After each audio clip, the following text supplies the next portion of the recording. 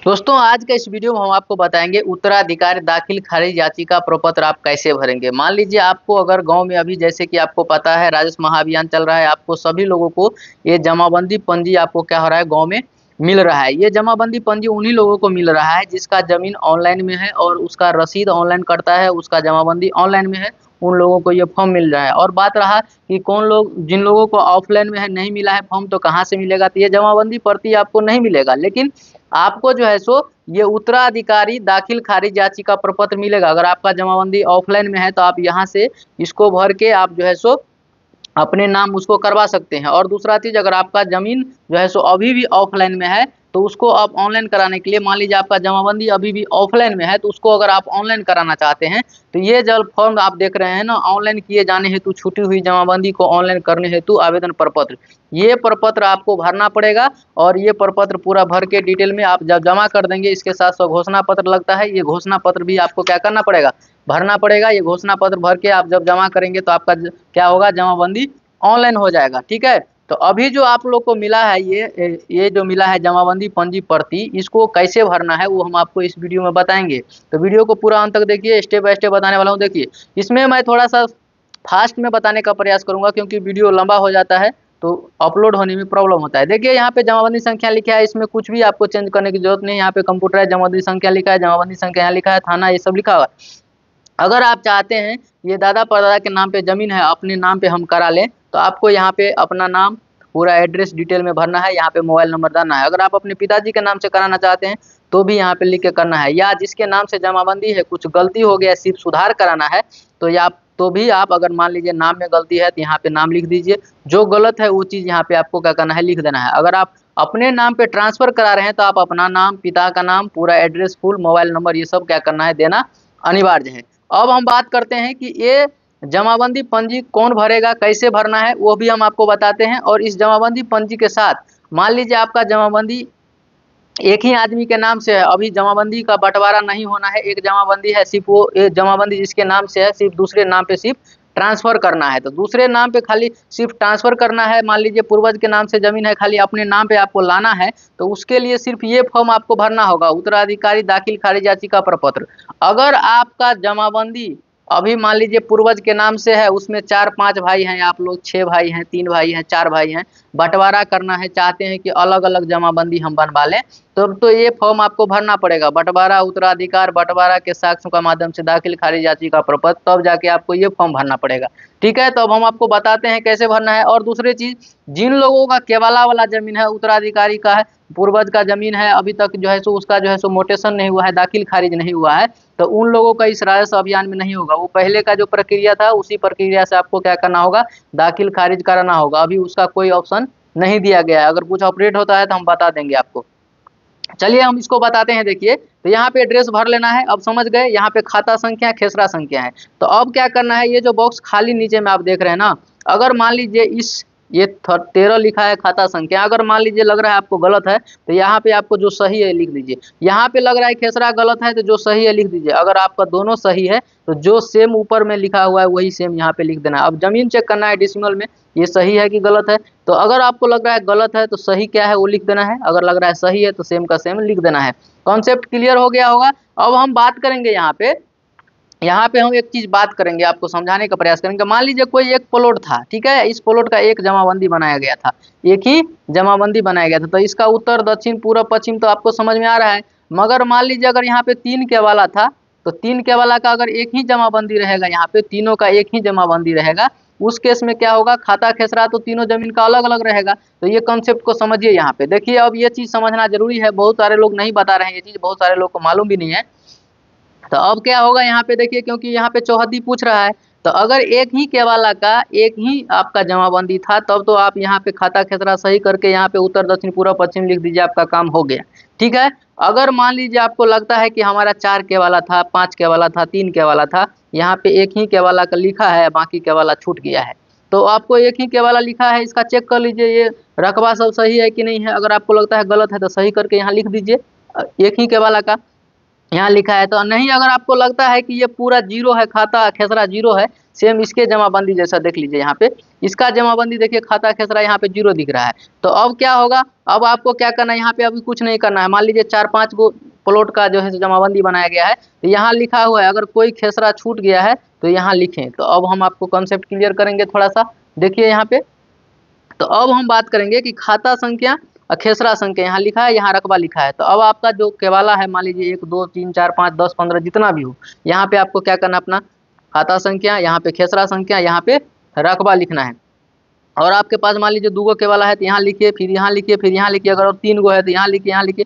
अगर इसमें नहीं अट रहा है तो उसका भी ऑप्शन हम आपको बता रहे हैं। देखिए क्या करना है, आपको एक पेपर लेना है, पेपर व्हाइट पेपर लेके ऐसे कर लेना है, ठीक है। ऐसे आपको बॉक्स बना लेना है, ऐसे करके बांट देना है उसको। इसमें क्या करना है, लिख देना है खाता, इसमें लिख देना है खेसरा, ठीक है, इसमें लिख देना है रकबा, ठीक है। और जितना भी आपका खाता संख्या है सब इसमें क्या करना है, भर देना है। और लास्ट में टोटल कितना हुआ रकबा, टोटल कितना हुआ, मान लीजिए 50 डिसमिल हुआ तो 50 डिसमिल आपको यहाँ पे लिख देना है, ठीक है। और उसके साथ पिन लगा के जमा कर देना है। तब समझ गए होंगे कि कैसे भरना है। अब देखिए इसमें क्या है, एक चीज और देखिए, इसको क्या है, इसमें यहाँ पे कह रहा है सुधार हेतु साक्ष्य। अगर आपका इसको सुधार कराना चाहते हैं तो कुछ ना कुछ आपको प्रूफ साक्ष्य देना पड़ेगा, किसके आधार पे करना है।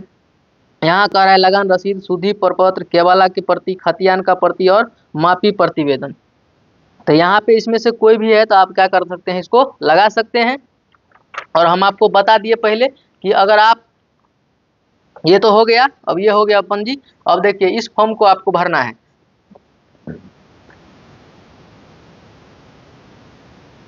इस फॉर्म को उत्तराधिकारी दाखिल खारिज याचिका प्रपत्र आपको भरना है।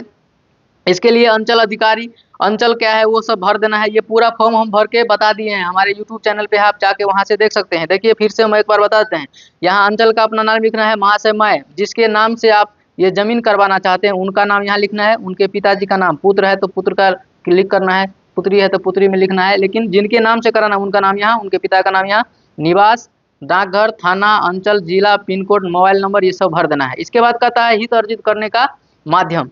उसमें कहता है हित अर्जित करने वाले व्यक्ति सभी हिस्सेदार का नाम, यानी कि हित अर्जित करने वाले जितने भी आदमी हैं। अगर मान लीजिए इसमें आपको लग रहा है कि 2 भाई हैं, 3 भाई हैं, 4 भाई हैं, अगर एक जमाबंदी है, अगर आप चाहते हैं कि हम जो है सो सब इसी में रहे, एक ही जमाबंदी है और सभी भाई का हिस्सा रहे, एक इसको कैसे भरना है वो समझिए कॉन्सेप्ट। यहाँ पे मान लीजिए एक जमाबंदी है, हम आपको बताए थे, मान लीजिए कोई एक जमाबंदी है, अब एक ही आदमी का नाम पे है, लेकिन आप हैं 4 भाई, 4 भाई हैं।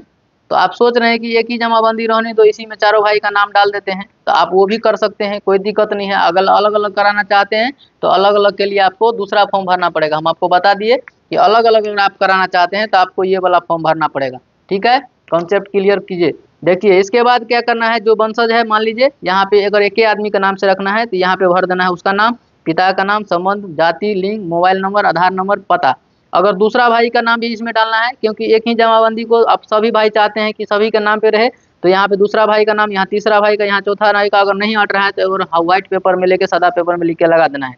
अब आइए आगे बढ़ते हैं इस फॉर्म में थोड़ा सा। कहता है व्यक्ति पूर्वज का नाम जिससे हित अर्जित किया गया हो। मतलब पूर्वज का मतलब कि आपका जो जमाबंदी है, आपका जमाबंदी जिसके नाम से है, जैसे मान लीजिए ये जमाबंदी पंजी है, ठीक है, तो ये किसके नाम से है उसी का नाम क्या करना है, अब उसी का नाम यहाँ पे आपको क्या करना होगा, भरना होगा, ठीक है। उसी का नाम यहाँ पे भरना होगा, फिर उसके पिताजी का नाम, फिर संबंध, जाति, लिंग, मोबाइल नंबर, पता, ये आपको भर देना है। ये जब भर देंगे तो आपको फिर से क्या करना है, एक पेज और खुल जाएगा। देखिए इसके बाद आपको करना क्या है समझिए, थोड़ा सा मैं अच्छा से बताने का प्रयास कर रहा हूँ। देखिए यहाँ कहता है हित अर्जित किए गए भूमि का विवरण। अब आपका जो जमीन है वो कौन सा मौजा में है, कौन सा जिला में है, कौन सा डिस्ट्रिक्ट में है, वो आपको भरना है। जिला का नाम, अंचल कार्यालय, आपका जमीन कहाँ है, हल्का पंचायत, मतलब हल्का पंचायत एक ही होता है, हल्का को पंचायत बोला जाता है, यहाँ भर देना है। राजस्व ग्राम, कौन सा गाँव में जमीन है आपका, राजस्व थाना संख्या, कौन सा थाना में मतलब थाना पड़ता है आपका जमीन जहाँ है, उसका नंबर यहाँ डालना है। इसके बाद पूछ रहा है कंप्यूटराइज जमाबंदी संख्या। तो देखिए यहाँ पे क्लियर कीजिए, पूरा जमाबंदी संख्या कंप्यूटराइज यहाँ दिया हुआ है, आपको क्या करना है, भर देना है। यहाँ पे पृष्ठ संख्या देखना है तो पृष्ठों संख्या दिया हुआ है, देखिए यहाँ पे पृष्ठ संख्या दिया है, इसको भरना है यहाँ पे, ठीक है। तो सारा कुछ आपको जमाबंदी पंजी से मिल जाएगा। जमाबंदी पंजी नहीं है तो जमाबंदी में रहता लिखा हुआ, यहाँ पे भर दीजिएगा अपना जमाबंदी संख्या, खाता संख्या, प्लॉट संख्या, एकड़ में कितना है, डिसमिल में कितना है, और इसका चौहदी भरना है। अब मान लीजिए आपके पास 5-7 जमीन है, 8 या 10 जमीन है। हम आपको पहले भी बताए, अगर बंटवारा नहीं कराना है तो 25 गो जमीन का भी मान लीजिए, अगर आपका जमाबंदी एक गो है तो आप सभी भाई 4 भाई चाहते हैं हम एक गो में रखें, तो यहाँ पे तो आपका जमीन का डिटेल देना पड़ेगा। तो मान लीजिए अभी केवाला नंबर 1 में हमको, केवाला नंबर 1 में क्या है, जमाबंदी संख्या सब सेम ही रहेगा। अगर अलग अलग है तो जमाबंदी संख्या अलग अलग है, तो सबका अलग अलग भरिए। अगर एक गो जमाबंदी है संख्या सबका, 10 गो 5 गो केवाला का, तो एक ही जमाबंदी रहेगा सब। खाता संख्या, प्लॉट संख्या, कुल रकबा, एकड़ में, डेसिमल में, चौहदी, ये सब पूरा भर देना है। जितना जमीन है पूरा डिटेल यहाँ पे आपको भर देना है। जितना जमीन है, नहीं हटेगा तो एक पेपर और लेना है सादा वाला, उसमें भर के जमा करना है। अब देखिए, इसके साथ कहता है हित अर्जित करने से संबंधित साक्ष्य का विवरण, दस्तावेज का प्रकार, आपका जो है पेपर कौन सा है, केवाला है, खतियानी है, कौन सा है, दस्तावेज का संख्या, दस्तावेज का दिनांक, दस्तावेज का मूल, वो जो आपका केवाला रहता है जो भी रहता है उस पर देखिएगा नोट रहता है जो छापा हुआ, 500 का है, 200 का है, 1000 का है, क्या है वो भर देना है। इसके बाद निर्गमन करने वाला कोर्ट का नाम, कौन सा कोर्ट से आप रजिस्ट्री करवाए थे, आपका दादा परदादा जो भी, जिला का नाम, पता, ये पूरा भर देना है। इसके बाद क्या बता रहा है कि शपथ पूर्वक बयान करता हूँ कि मेरे द्वारा ऑनलाइन दाखिल खारिज हेतु दी गई सब विवरण सही है तथा उपयुक्त जमीन हमारी स्वामित्व शांतिपूर्ण दखल कब्जा है। अगर भविष्य में जांच, सत्यापन, शिकायत के क्रम में प्रमाणित होता है कि मेरे द्वारा गलत विवरण दी गई है तो मेरे ऊपर विधि संबद्ध कानूनी कार्रवाई की जाएगी। अगर कोई गलत तरीके से इस पे किसी दूसरे का जमीन भर के जमा कर देता है तो अगर किसी प्रकार का कानूनी कार्रवाई होगी तो उसको क्या होगा, कड़ी से कड़ी सजा हो सकता है। तो यही वाला देखिए, सेम यही है।